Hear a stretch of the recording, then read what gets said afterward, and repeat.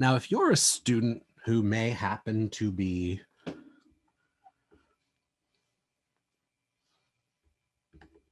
doing things in Alex, doing things in the homework,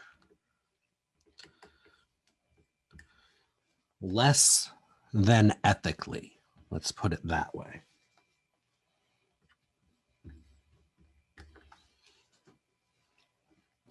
I want you to know that even if you think you're being stealthy, it is actually very obvious to me. And normally when I say something like that, I get a student who emails me, am I one of the students you're talking about? Please don't ask me that, because it makes me look deeper at your case. And if there's something there that's suspicious, I don't need to see that. Let's Valerie cherish that up there. I don't need to see that. But when I do come across these things, what sort of things am I talking about? A problem like this, taking 10 to 15 seconds, maybe even less.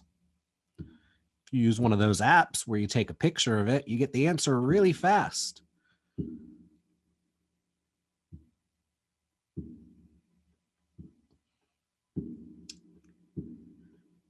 You can't do this by hand that fast. So when I see quick times, it means one of two things. It means you're not actually working it out, or it means you are really good at this.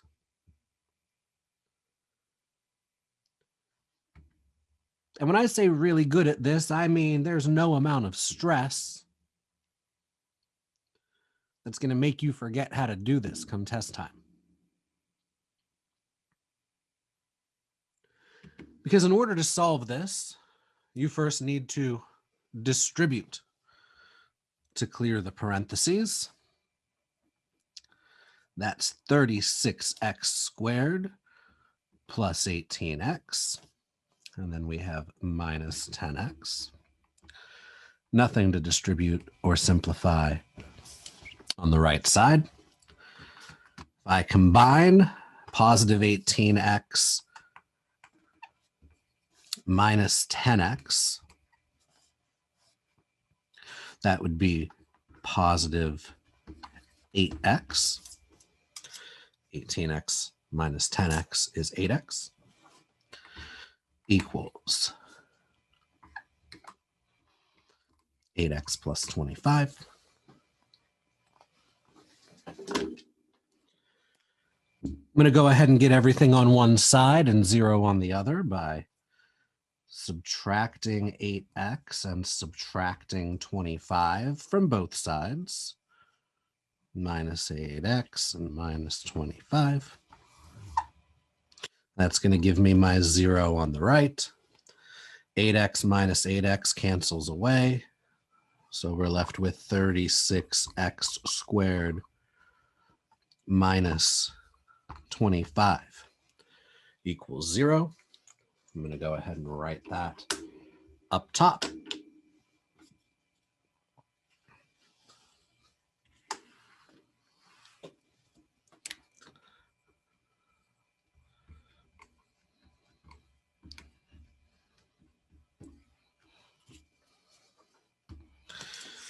To continue, we factor.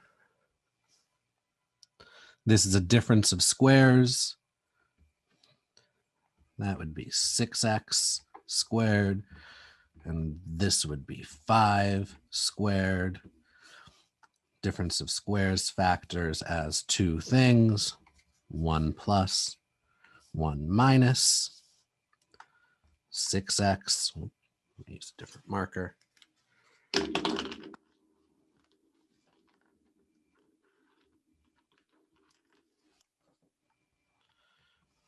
1 plus, 1 minus, 6x and 5. 6x and 5.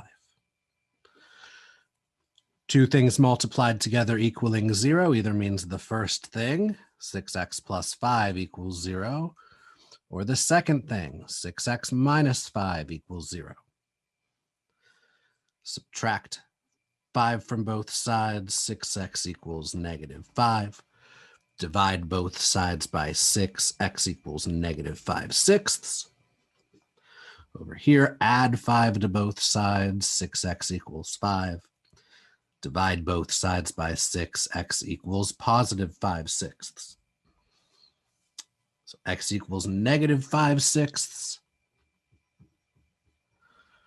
X equals positive 5/6. Those are the two parts of our answer. I say to you,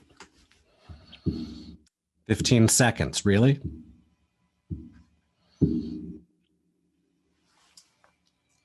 That wasn't directed to anyone in particular. I'm purposefully trying to avoid having these conversations this semester. So you're not fooling me. If this is something you're doing, if you are using apps to solve equations for you, I've given fair warning, you're only hurting yourself. Good luck in the future. That's all I have to say to that. Great majority of you are doing what you're supposed to. You're struggling through the work when you need to. That is how you learn. You ask questions when you need to. That's how you learn. Trying to get homework grades, even though you don't understand the material. And then, I don't know. I'll never understand why some students do the things they do.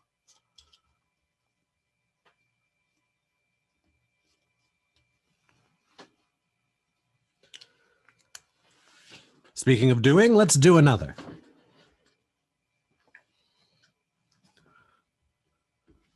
(5a) times the quantity 2a minus 3 plus 4 times the quantity a plus 1 equals 3a times the quantity 3a minus 2.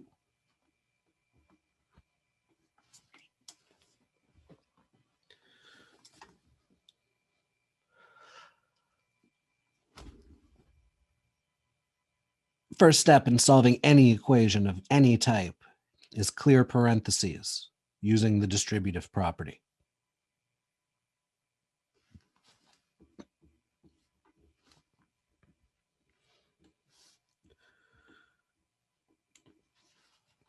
Hopefully you're seeing today the only really new thing we've done is the zero product property. Everything else is other things coming together. 5a times 2a is 10a squared. 5a times negative 3, that's negative 15a. 4 times a plus 4a. Positive 4 times positive 1 plus 4 equals 3a times 3a, 9a squared. 3a times negative 2, negative 6a.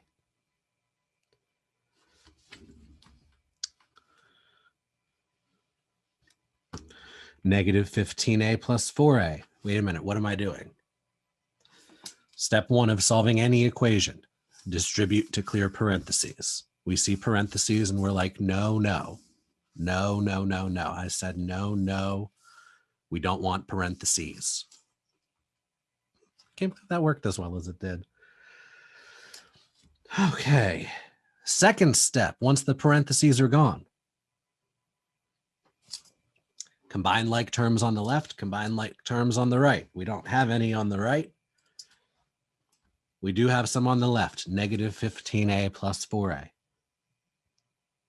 That's negative 11a. Negative 15 plus 4 is negative 11, so negative 11a's. Plus 4 equals 9a squared minus 6a. Okay, so no parentheses left. Like terms have been combined on the left and the right. Now we solve. This isn't linear though, so we're not just going to start moving things around, variables on one side, other things on the other. That's linear. We have a squareds. This is going to be quadratic. And what is the first way we try to solve a quadratic equation? Because it's the easiest, because all we have to know is factoring. Get everything on one side, 0 on the other, factor and solve.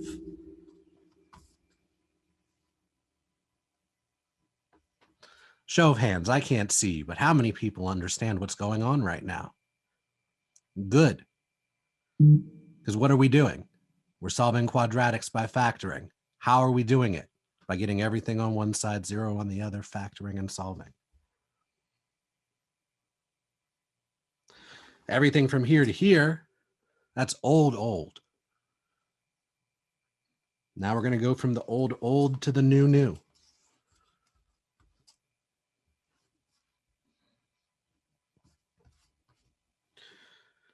I'm going to subtract the 9a squared from both sides. And I'm going to add the 6a to both sides, because that gives me 0 on the right. On the left, 10a squared minus 9a squared, that's just a single little a squared, one of them.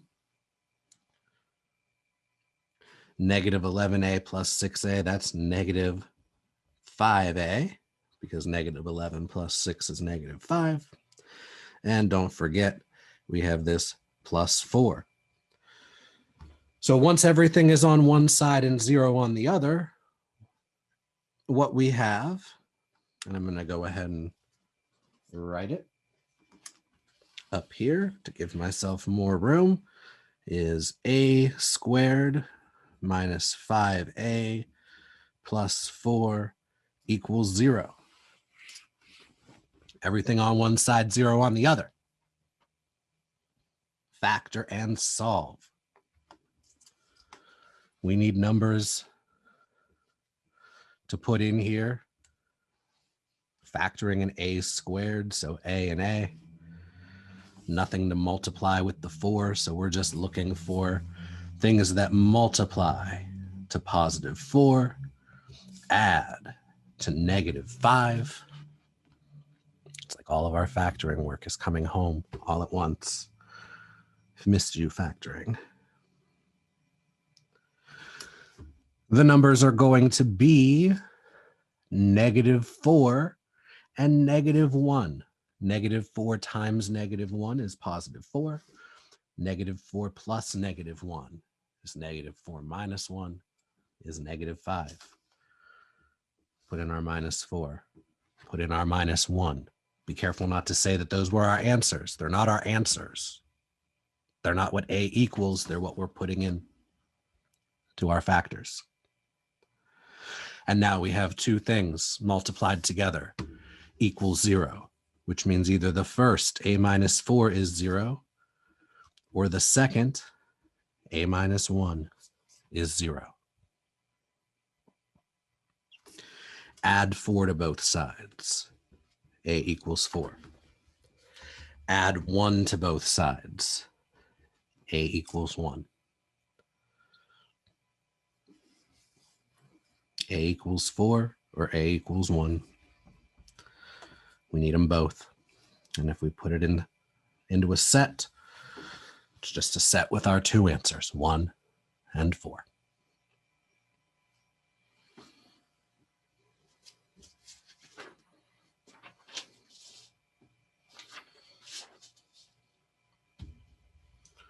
Normally at this point, I'd be like, any questions? No one would really ask one anyway, but hopefully you don't have any. Just remember, this is a video. If there's something you don't understand, you've got the Adam Sandler click power. You can control me. You can rewind me. You can make me say this as many times as you want. You can make me say this as many times as you want, as many times as you want. You have complete control over rewinding this video. having me repeat things. Remember, how are we ready for the test? What does it mean to be ready for the test? I'm glad you asked. It means that you can go to any lecture video that this test is going to be over.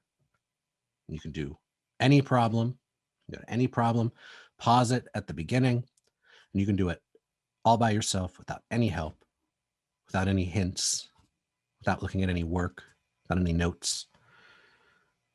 And you do the same steps I do, and you understand why each step is the way it is. And then when you finish, you hit play and you see, hey, I did it right.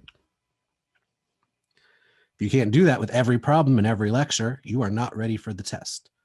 That is what being ready means. If there's even one thing in these lectures you don't understand, you need to make sure you understand it. If you don't, you're not ready. To that, unless you know it backwards and forwards to the point that no stress can make you forget it, there's always more studying you can do.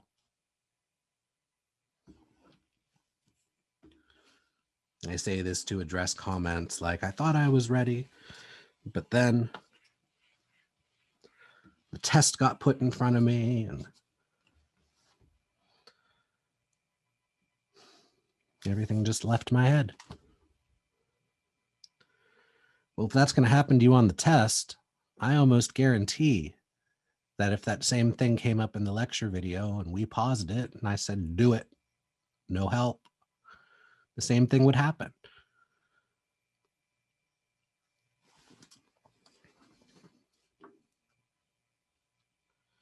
I don't mean to minimize any sort of test anxiety or anything like that. People always ask, are there any tips or tricks you can give me? I am giving them to you. I'm giving them to you all right now. I'm not going to withhold a specific piece like, hey, if you ask me, I will tell you how to pass these tests, but don't tell everyone else. It doesn't work like that. There isn't anything special that I can tell you if you're having trouble. The best thing I can say is everything you need to know to ace the tests, I teach in the lecture. So if you can truly do everything in the lecture on the spot, completely correct, and understand why you're writing the things you're writing, you should ace the quizzes.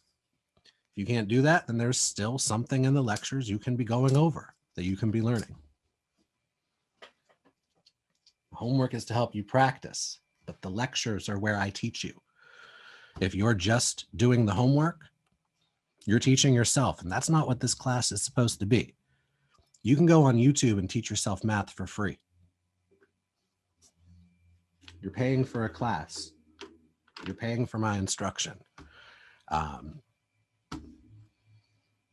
again, if you're watching this, then I'm preaching to the choir. People who really need to hear that are the people that aren't watching. So thank you for being here.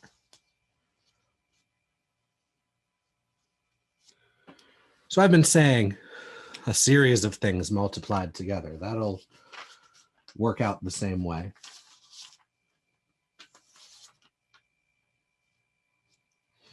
Let's say we had -2 times y plus 7 times y minus 1 times 10y plus 3 equals 0. It's the zero factor property still. We have 1, 2, 3, 4 factors multiplied together, which means one of these 1, 2, 3, 4 factors at least must equal 0. So we set each of these 1, 2, 3, 4 factors equal to 0. -2 equals 0. Y plus 7 equals 0. Y minus 1 equals 0. 10y plus 3 equals 0. -2 equals 0, that's false. There's no solution there. Y plus 7 equals 0. Subtract 7 from both sides, we get y equals -7. Y minus 1 equals 0. Add 1 to both sides, we get y equals +1. 10y plus 3 equals 0. 10y equals negative 3. Y equals negative 3 tenths. Because I divided both sides by 10. So the solution set, negative 3 tenths, negative 7, positive 1. I can put these in any order. It doesn't matter. I'm just putting my 3 answers. All 3 need to be there, though.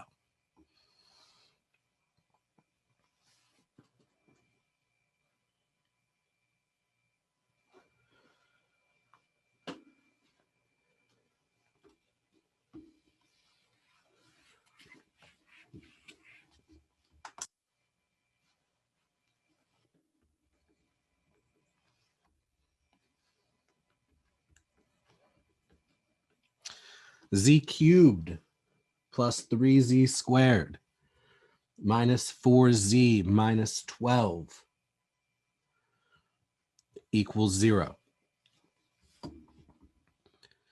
Sometimes we can solve a cubic or a higher power, something that's not quadratic. Sometimes we can solve those using factoring as well. That last one we looked at, that was technically a cubic because there were 3 terms with y. If we multiplied that all out, we would get a negative 20y cubed in the front. But we were still able to solve it using factoring. So let's use factoring here. It would be really nice if we just factored out something with a z and ended up with a nice quadratic, but since this term here doesn't have any z's, we can't factor any z's out. 1, 3, 4, 12, there isn't a number. There isn't a factor in common to each of the terms at all. So there's nothing we can factor out. Do we have a type of factoring we can do when we have 4 terms? When we have 4 terms and we can't do anything else with it, we try to do factoring by grouping. So here we go. Group the first 2. We can take out a z, just a z squared. We can take out a z squared. We take out the lowest power shown. Z cubed, z squared, z is in common. Lowest power shown is 2.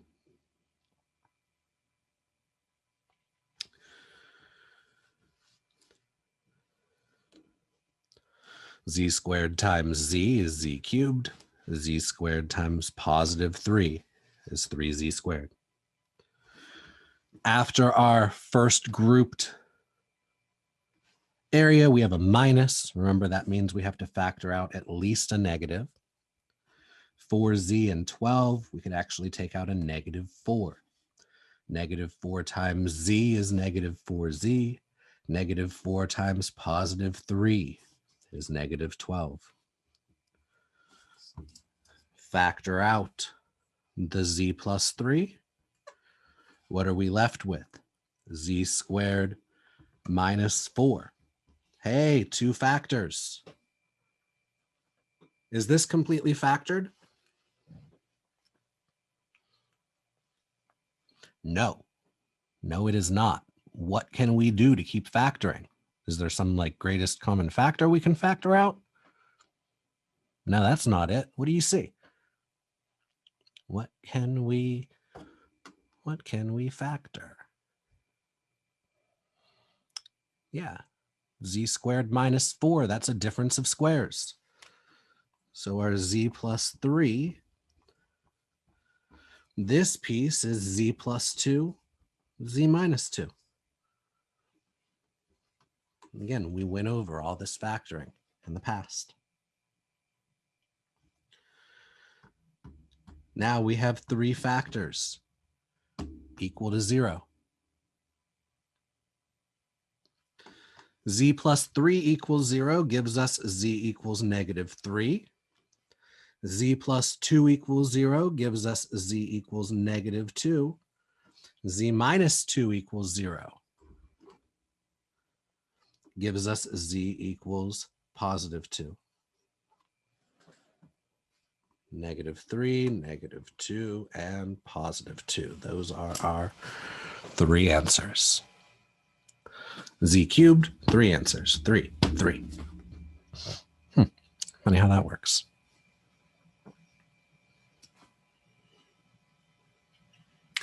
Now you might be saying, by the way, if you got how I got these, feel free to do it that way.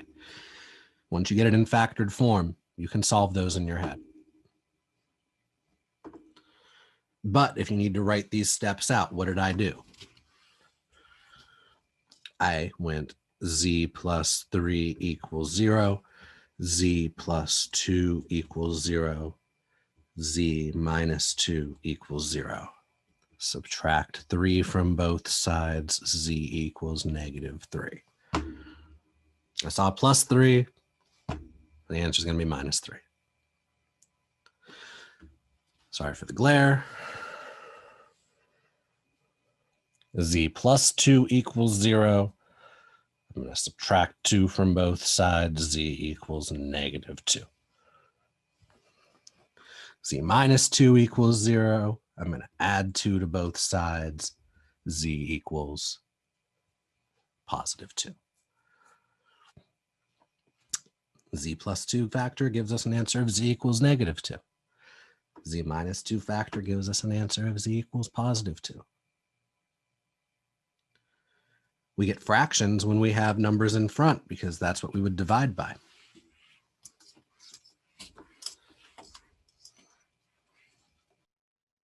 Objective 2 in this topic: solve problems that can be modeled by polynomial equations.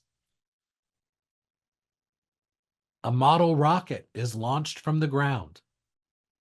Its height h in feet at time t seconds is approximated by the equation h equals negative 16t squared plus 112t.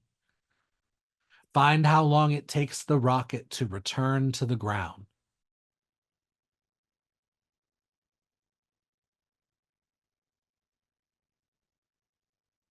So let's set the equation equal to 0 and factor, because the ground is a height of 0.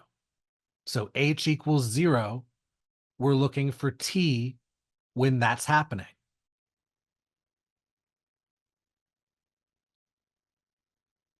So negative 16t squared plus 112t equals 0.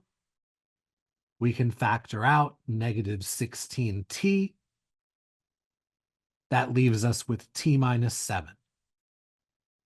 Set each factor equal to 0 and solve. Negative 16t equals 0, or t minus 7 equals 0. Solving those gives us t equals 0 or t equals 7. So when does it return to the ground? T equals 0 is the start. That's when it's leaving the ground for the first time. And then at t equals 7, at 7 seconds, the rocket returns to the ground.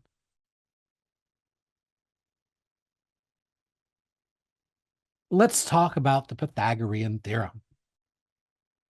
In a right triangle, the sum of the squares of the lengths of the two legs is equal to the square of the length of the hypotenuse. Leg A squared plus leg B squared equals the hypotenuse squared. If you've never heard the term hypotenuse before, it is the side of a right triangle that's directly across from the right angle. The other two sides are called legs. You might have seen the Pythagorean theorem before in another form. A squared plus B squared equals C squared.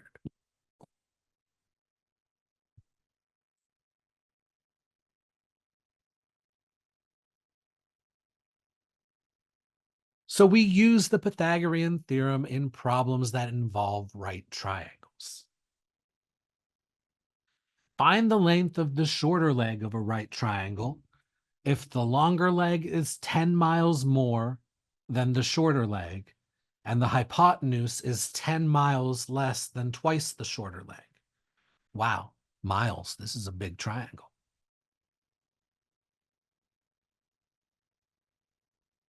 So the shorter leg is what we're looking for.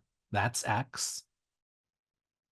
If the longer leg is 10 miles more than the shorter leg, so x plus 10, and the hypotenuse is 10 miles less than twice the shorter leg, so 2x minus 10. Remember, always draw a figure if we can.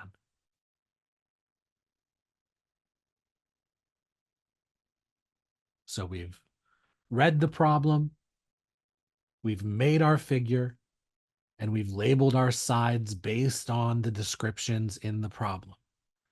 If x is the length of the shorter leg, then x plus 10 is the length of the longer leg, and 2x minus 10 is the length of the hypotenuse. Let's put these values in the Pythagorean theorem. So 1 leg squared would be x squared, plus the other leg squared would be x plus 10 squared, equals the hypotenuse squared. That would be 2x minus 10 squared. Be so careful when you solve. X plus 10 squared is not x squared plus 100. Remember, it's x plus 10 times x plus 10. We FOIL it with itself or we use the special formula. Same with the 2x minus 10 squared. We FOIL it with itself or we use the special formula. So x plus 10 squared gives us x squared plus 20x plus 100. 2x minus 10 squared gives us 4x squared minus 40x plus 100.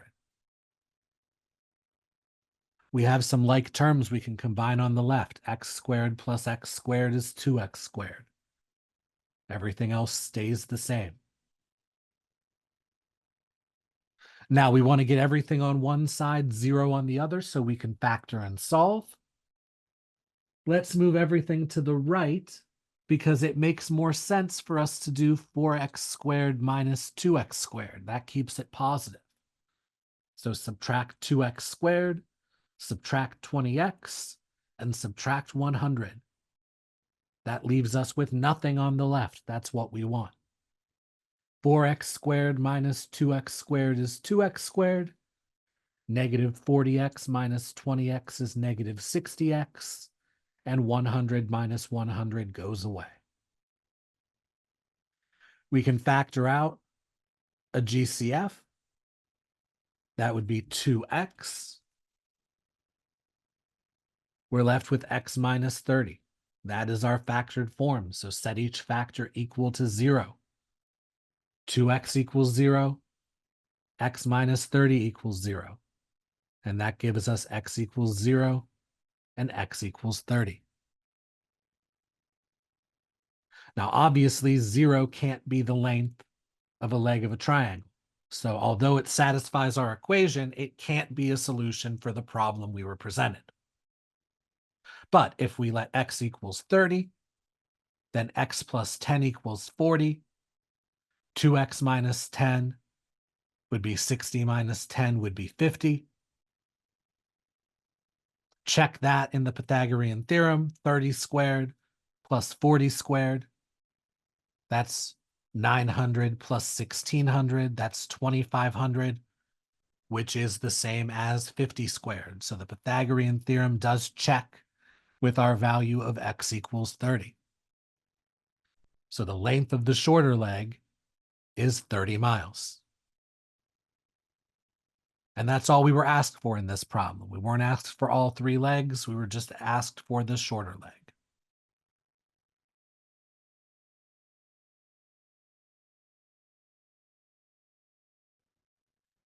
Factor the polynomial completely. We have 40x to the 8th, y to the 7th, minus 72x to the 6th, y to the 5th, minus 24x to the 4th, y squared. To factor, we need to find the greatest common factor of every term. To do that, we look at the greatest common factor of the coefficients, then of the x's, then of the y's. Then for the x's and the y's, it's just going to be the lowest power shown. So the greatest common factor of 40, 72, and 24 is 8. 8 times 5, 8 times 9, 8 times 3. Greatest common factor of x to the 8th, x to the 6th, and x to the 4th would be x to the 4th, just the lowest power. Greatest common factor of y to the 7th, y to the 5th, and y squared would be y squared. Again, lowest power.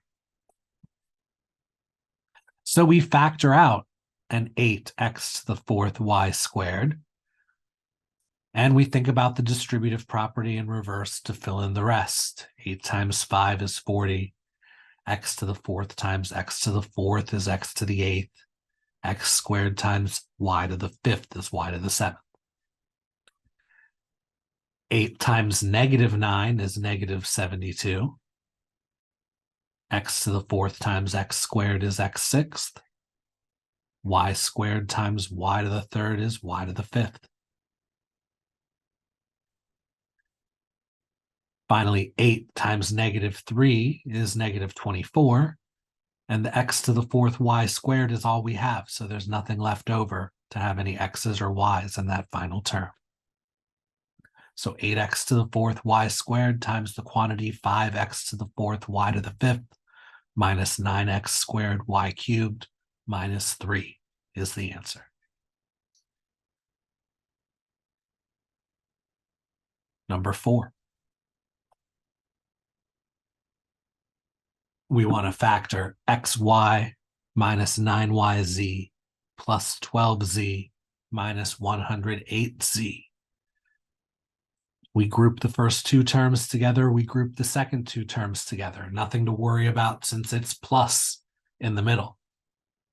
We don't have to pay extra attention to signs. From the first two, we can factor out a y. They both have y. That leaves us with x minus 9z. Doing the distributive property in reverse. Y times x is xy. Y times -9z is -9yz. From the second two terms, we can factor out a 12. 12 times 9 is 108. That's why we have a leftover of x minus 9z. The leftover piece in both is the same. We're left with two terms, two factors each, one of the factors matching in both terms. We like to see that. That means that we're on the right track. We can factor out the x minus 9z, which leaves us with y plus 12 as the other factor.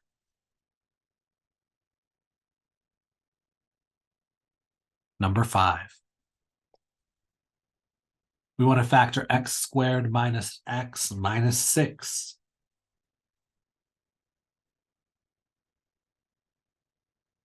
This is one of the easier factor forms, since it's just an x squared and not a 2x squared or a 3x squared or anything like that.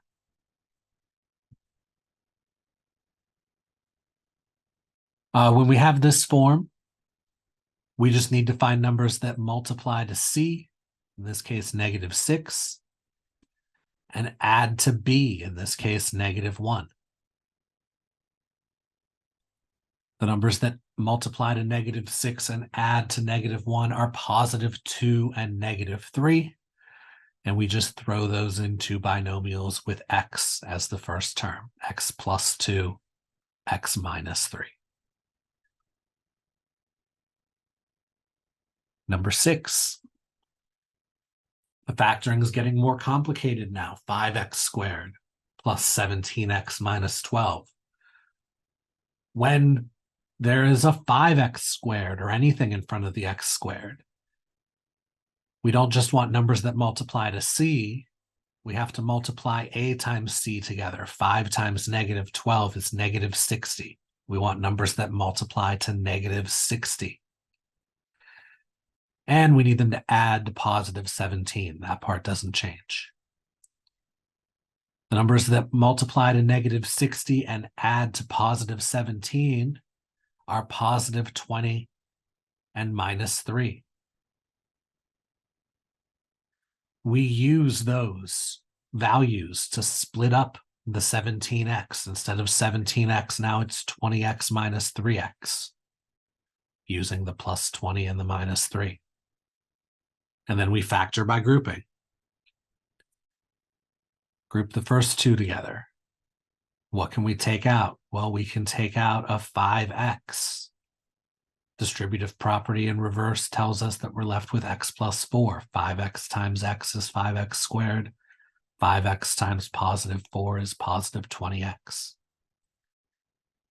Then we have a minus sign, which means we have to factor out a negative. What's in common with the 3x and the 12? That's going to be a 3. So we factor out a negative 3. Negative 3 times x is negative 3x. Negative 3 times positive 4 would be negative 12. Again, two terms, two factors each. One of the factors is the same. That means we're on the right track. We factor that common factor out, the x plus 4, and that leaves us with 5x minus 3 as the other factor.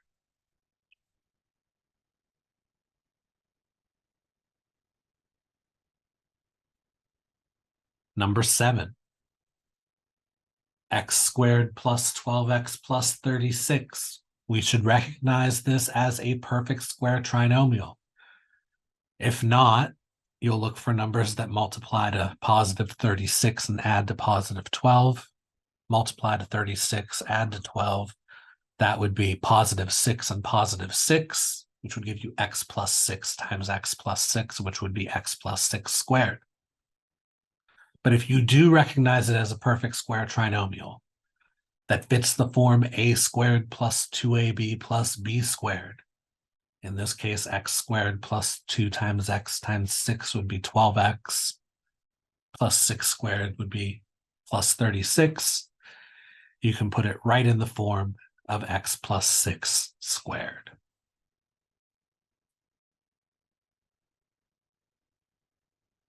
Number 8. Again, we're going to recognize 64x squared minus 81y squared as a difference of squares. It's two terms being subtracted. Both of them are perfect squares. What do we square to get 64x squared? We square 8x. What do we square to get 81y squared? We square 9y.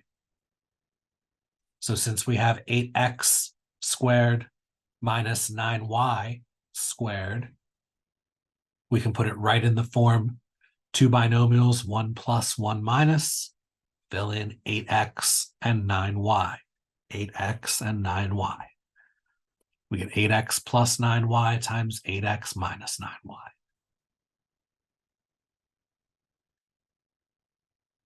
Number 9. 512 minus x cubed. We want to recognize this as a difference of cubes.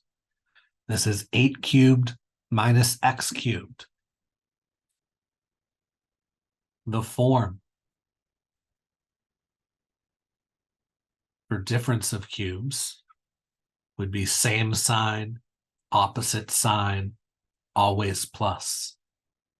We're subtracting, so that's negative, positive, positive.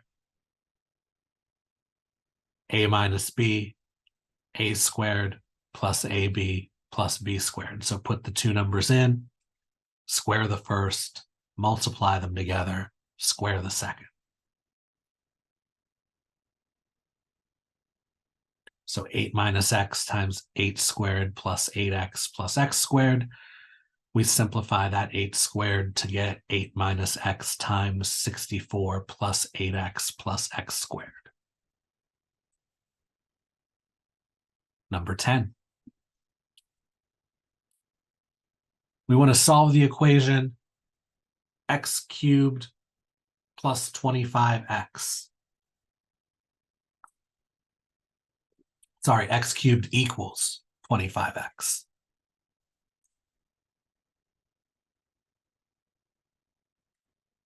Don't divide both sides by x. If you divide both sides by x, you lose an answer.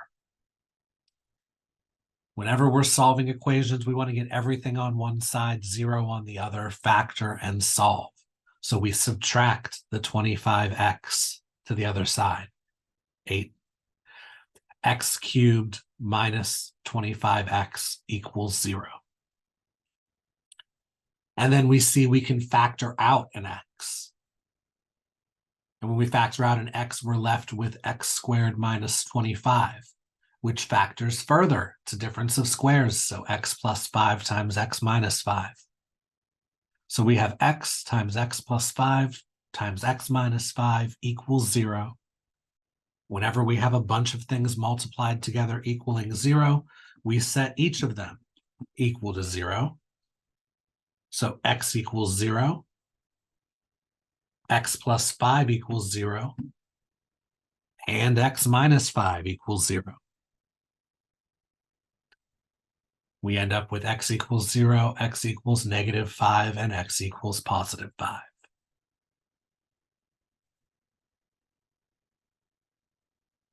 Number 11. X times 3x plus 13 equals 10. We want to solve. Well, first step when we have parentheses in the problem is to distribute and get rid of those parentheses. So distribute the x, and we get 3x squared plus 13x equals 10. Get everything on one side, 0 on the other to set up factoring.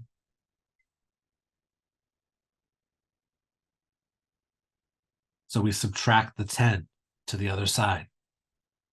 3x squared plus 13x minus 10 equals 0. We want to factor that. We need numbers that multiply to a times c. That's 3 times negative 10.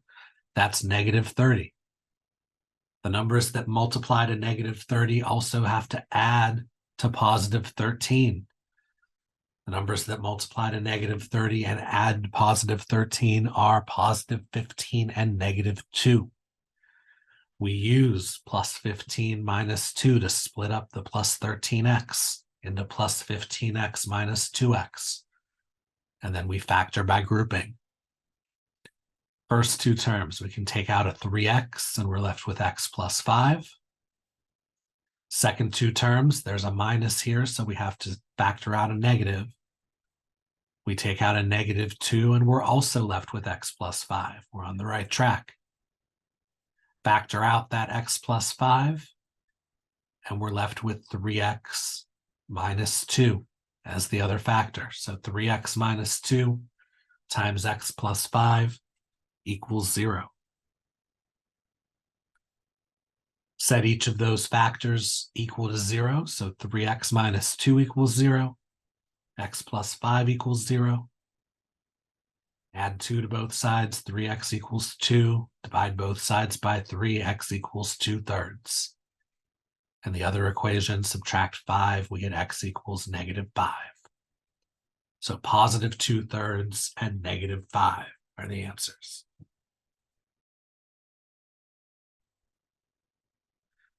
Have you ever been factoring and had the thought cross your mind, there must be an easier way?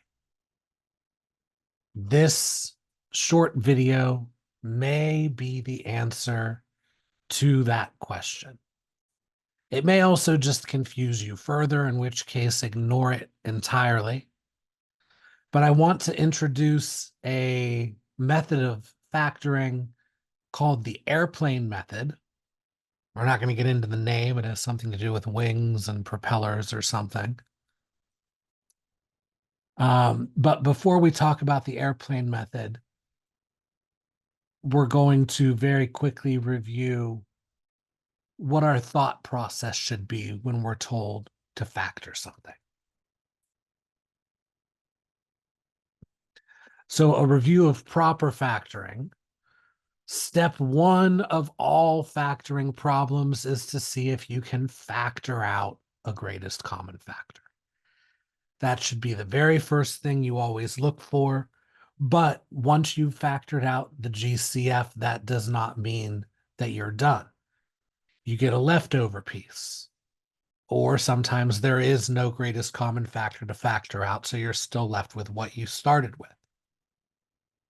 And you have to decide, can I factor this further? Now, one of the confusing things about factoring is that we do something completely different if we have 2 terms, 3 terms, or 4 terms. It isn't a one size fits all strategy that we can apply to anything.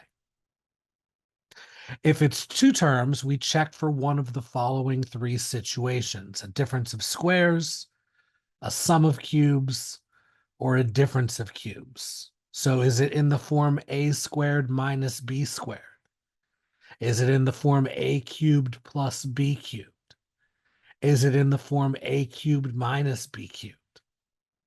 If it is one of those 3 situations, then we use one of the 3 special factoring formulas. For difference of squares, a squared minus b squared, the first thing squared minus the second thing squared, it's the first plus the second times the first minus the second. A and b are the things that we square to get a squared and b squared. With our sum of cubes or our difference of cubes formulas, a and b are the first things and the second things, and we're either adding together their cubes or subtracting their cubes. The formulas I refer to as the SOAP formulas because of the signs: same as the plus, opposite of the plus, always plus. Same as the minus, opposite of the minus, always plus.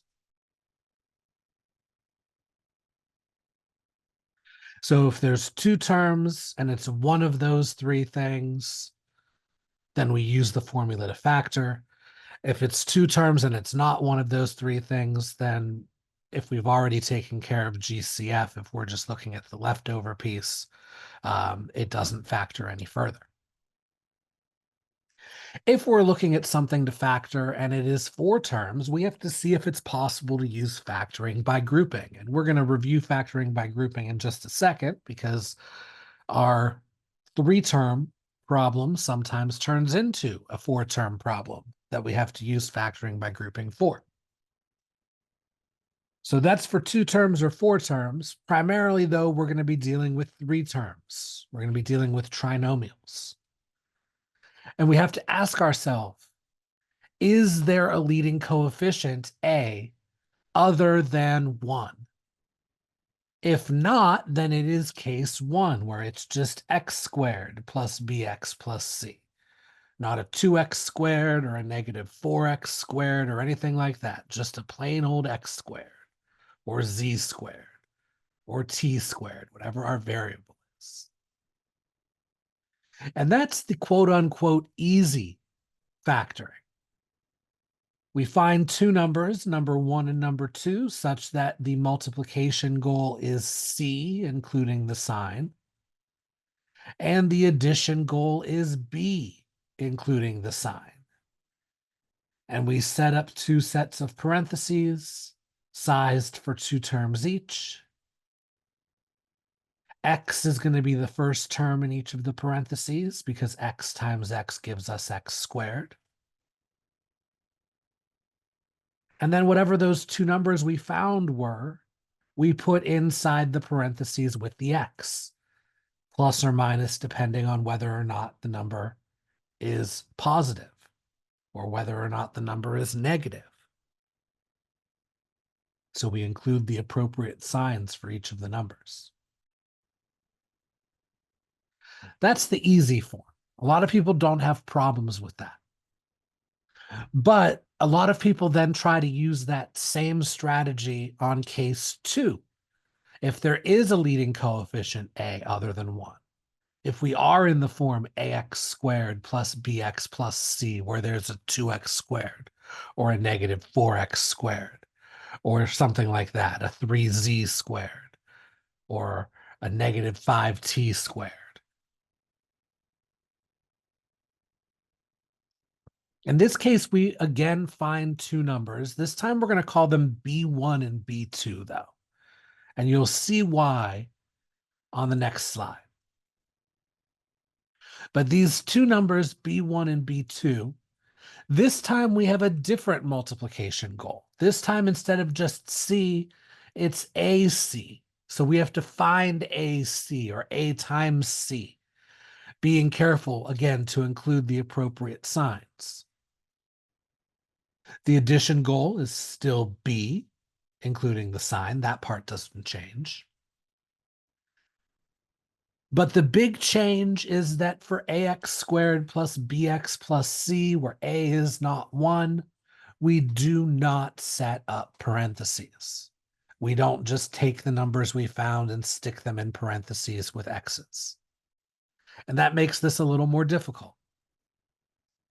Instead, we take the B1 and the B2 that we found and we use it to split up the middle term. That's why we're calling them B1 and B2. Because instead of plus bx in the middle, we're going to split it with the two numbers that added to be plus b1x plus b2x. And if one or both of the numbers is negative, then we have minus there. Then we use factoring by grouping since we have created a 4-term polynomial. And the way we created it, making sure that it multiplied to a times c, it's going to be a sure thing that we are able to factor it by grouping.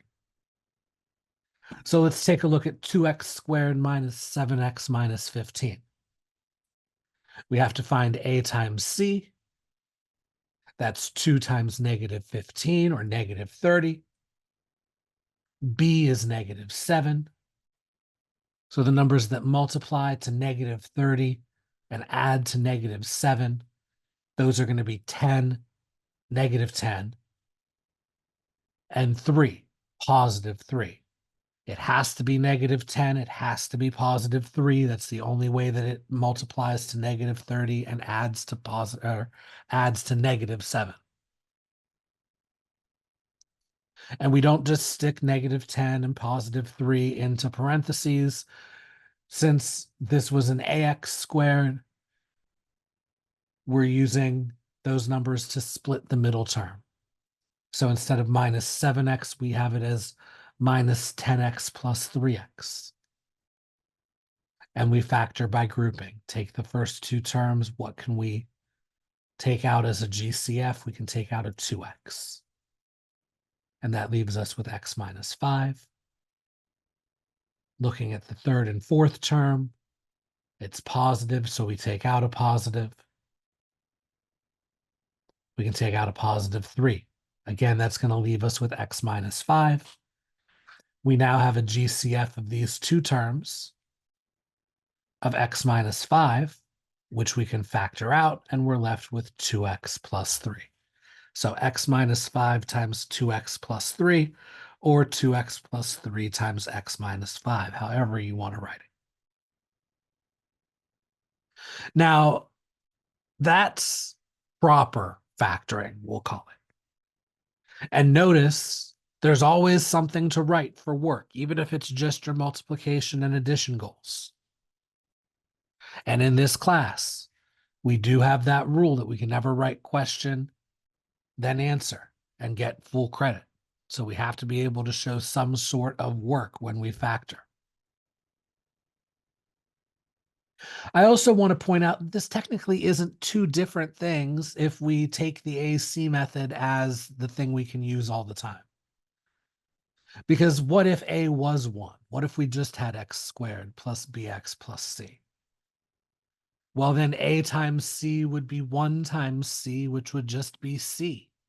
And that's why in the quote-unquote easy factoring method, We just have the multiplication goal of C and not AC. It's because anything times 1 is itself. C times 1 is just C. And factoring by grouping would end up looking just like setting up parentheses and sticking the numbers in.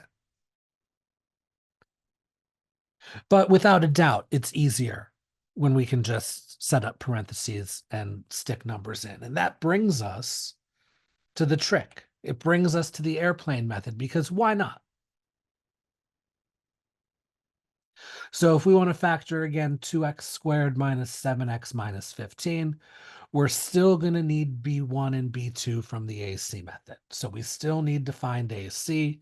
We still need to find two numbers that multiply to AC that add to B. In this case, we needed those numbers that multiplied to negative 30 and added to negative 7. Those numbers were negative 10 and positive 3. So with the airplane method, we start off by setting up parentheses like the easy way. And then we're going to put in 2x and 2x. And we're going to do that because of the 2x squared. And you might be screaming at me at this point. I don't understand much, but I do understand that 2x times 2x is 4x squared. We want it to multiply to 2x squared. So 2x and 2x isn't going to work. Yes, I know it doesn't work. That's why this is called a trick and not something that's actually taught. We're going to take care of it by dividing it down later. But because it's 2x squared, we're going to put in 2x and 2x. And then, when we're doing proper factoring and I was saying, don't just plug the two numbers into the parentheses. Well, with the airplane method, don't tell anyone. We're just going to plug the two numbers into the parentheses. So now we have 2x minus 10 and 2x plus 3. And here's what makes it all work. We divide by what we can within each parentheses.